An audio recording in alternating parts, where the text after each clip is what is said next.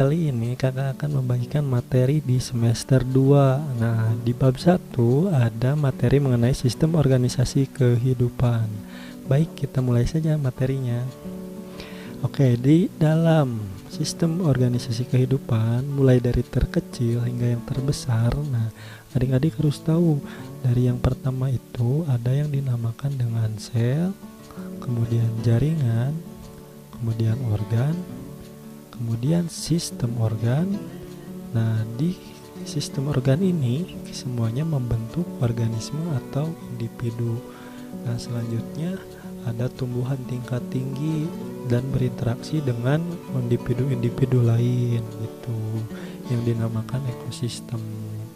Jadi ingat adik-adik ya, dari yang terkecil dulu, sel, jaringan, organ, sistem organ, dan organisme atau individu. Oke, lanjut.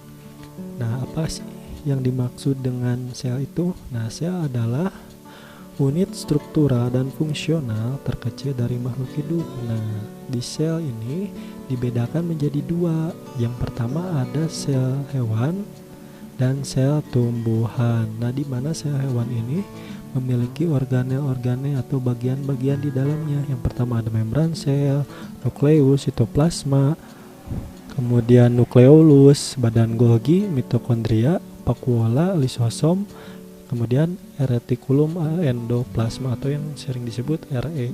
Kalau di sel tumbuhan ini ada semua seperti ini mirip, tetapi ada dinding sel, nah, dan kloroplas nih. Itu yang membedakannya ya. Oke, lanjut. Nah, di sini ada fungsi-fungsi dari organel sel. Yang pertama membran sel. Nah, membran sel itu yang berada paling luar, yaitu melindungi sel, mengatur keluar masuknya zat. Kemudian nukleus atau inti sel mengendalikan seluruh kegiatan sel. Kemudian bisa juga sebagai sintesis protein. Sitoplasma sebagai sumber bahan kimia penting bagi sel. Retikulum endoplasma kasar sebagai transfer protein atau sintesis protein. Nah, RE halus atau retikulum endoplasma halus sebagai transport dan sintesis lemak dan steroid. Kemudian ada ribosom tempat bersintesisnya protein. Kemudian ada badan Golgi.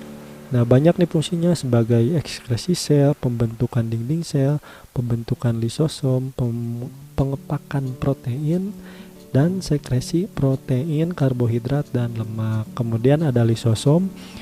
Lisosom ini untuk sebagai pencernaan intraseluler, yaitu menghasilkan enzim-enzim hidrolitik ya, untuk mencerna makanan ke dalam sel itu.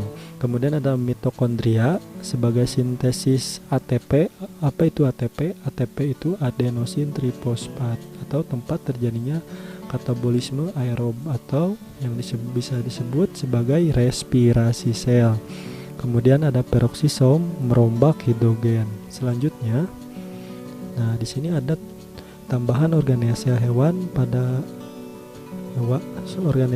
hewan yang tidak dimiliki sel tumbuhan. Ada sentriol sebagai pembelahan sel, kemudian sentrosom itu yaitu dua sentriol, itu sama saja. Kemudian ada tambahan organel pada tumbuhan yang tidak dimiliki sel hewan. Ada kloroplas, tempat berlangsungnya fotosintesis nih.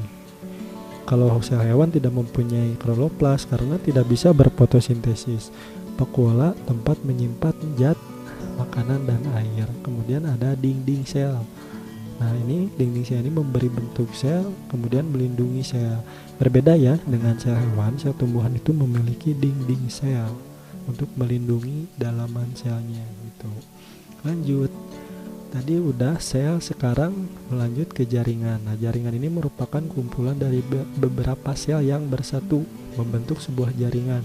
Nah, di mana jaringan ini dibagi menjadi dua, ada jaringan pada hewan, ada jaringan pada tumbuhan. Ya. Kemudian jaringan pada hewan, contohnya itu ada jaringan epitel, ikat, kemudian jaringan otot, kemudian jaringan saraf. Nah, di sini di sebelah kanan ada gambar contoh dari jaringan epitel. Ada pipih lapis, seperti ini gambarnya. Ada pipih berlapis, ada kubus selapis, kubus berlapis, kemudian ada epitel silindris selapis seperti ini. Kemudian jaringan pada tumbuhan. Nih, dari sistem jaringannya ada yang dinamakan jaringan dermal. Jaringan derma ini sebagai perlindungan atau mencegah kehilangan air, di mana komponen jaringannya itu yaitu jaringan epidermis dan jaringan periderm. Nih, pada batang dan akar dewasa. Jadi ini untuk melindungi jaringan-jaringan yang ada di bawahnya. Nah, ini gambarnya nih. Nih, jaringan derma ini yang paling luar ya. Kemudian jaringan dasar atau sebagai penyusun dasar dari tumbuhan nih, ada fungsinya itu sebagai fotosintesis, cadangan makanan, regenerasi sel, penguat, dan perlindungan. Ada jaringan parenkim, kolenkim, dan sklerenkim. Di manakah adanya jaringan dasar ini? Nih, di sini di tengah-tengah. Nih, di tengah-tengah ya. Kemudian ada jaringan vaskuler. Nah, fungsinya sebagai transportasi air dan mineral, kemudian transportasi makanan, di mana jaringannya itu ada silim dan fluim. Nah, di manakah posisinya? Di sini ada di tengah jaringan vaskuler itu, di mana silim ini mengangkat unsur hara atau air dari akar ke daun, sedangkan fluim itu mengangkut hasil fotosintesis ke seluruh tubuh bagian tumbuhan. Terima kasih atas perhatiannya, semoga bermanfaat. Nah,